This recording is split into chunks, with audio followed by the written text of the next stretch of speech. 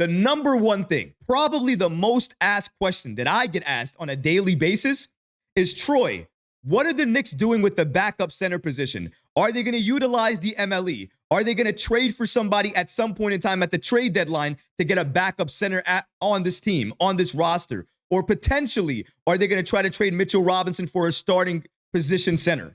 Those are all the questions that come out. Well, thankfully, Ian Begley recently dropped his mailbag today, and he gave us the following information about the Knicks and what they're planning to do with that backup center position. So shout out to Ian Begley for the following information. The question that was asked to him was, Ian, any news on the backup center situation? The only new information I have here is that as of late last month, the Knicks were at the very least exploring the market for a veteran center. If you're following the Knicks Recap, we also covered that report when he reported it a few weeks ago.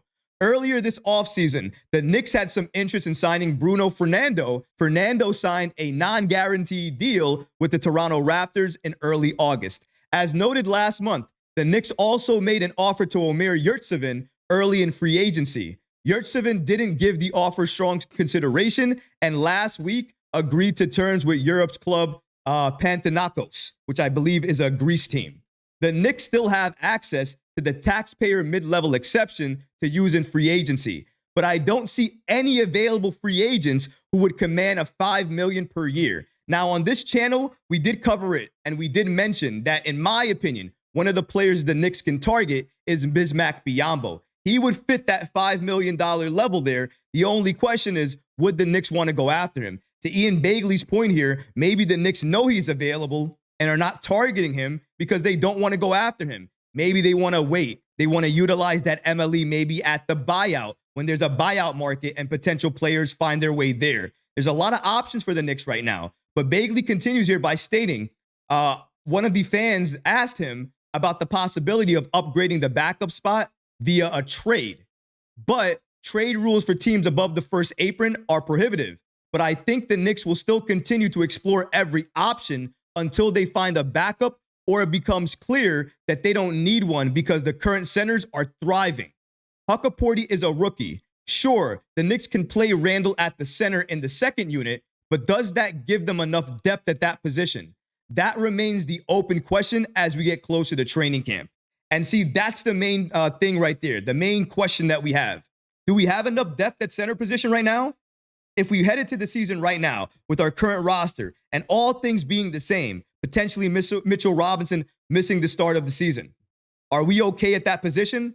The answer is no. That's why Ian Begley is telling you the Knicks continue to look at options to upgrade at the backup center position. It's obvious they're likely going to do it at the trade deadline, but you never know what they're going to do. Maybe they utilize another type of player at the trade deadline, get another player on this team, and then utilize the MLE for a buyout market player that could play center on this team. The Knicks have a number of options they can go to. And according to Ian Begley here, they're not really in a rush to do anything. They might go into training camp with 14 players on this team and then add another player to this roster based on how that player does during camp. So maybe they're not signed yet, but they could be offered a standard NBA deal depending on how they do in camp. Absolutely, that could happen. I can't wait to see what happens in camp. But Ian Begley giving us this update here hopefully gives us all the latest updates on the backup center situation and where the Knicks stand. And I think it's clear. The Knicks don't like where they are, but they're going to move forward with the current roster that they have until a player that they like becomes available. And once that happens, they're going to do everything in their power to try to get that player on this team. Hopefully that happens sooner rather than later, because I would rather have that insurance policy on the team before we start the season. Because Mitchell Robinson and his injury history is concerning me right now. The fact that he could miss the season opener is concerning me right now. The fact that the Knicks are taking a cautious approach with his rehab, it's concerning me right now because I don't know when he's going to be available. And I don't care what you want to say. A question mark over your starting center before you enter the season is always going to worry anybody, especially if you're a diehard fan of the team.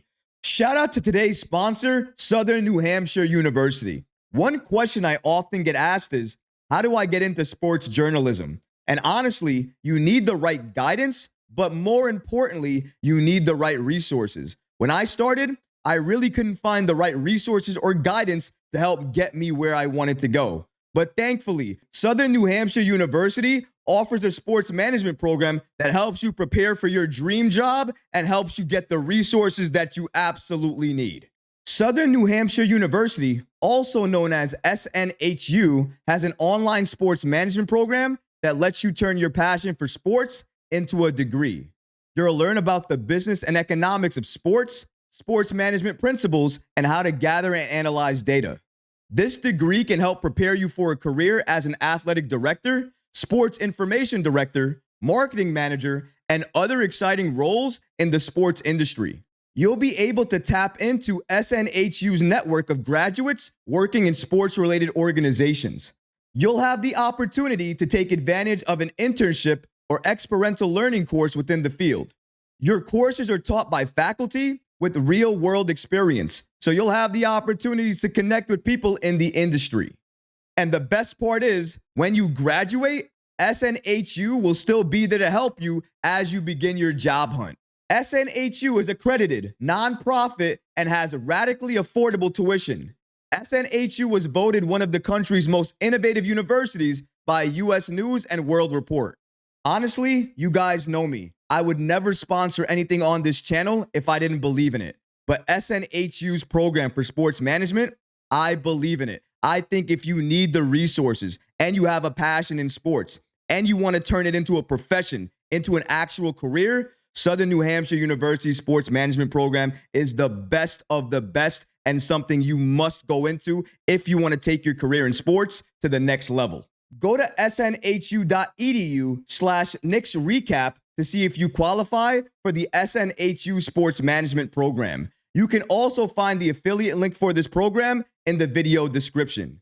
You might be eligible for financial aid or have previous college credits that could fast-track your degree at SNHU. Click the link to get started so you can get resources to support your dream job and turn what you love into a career.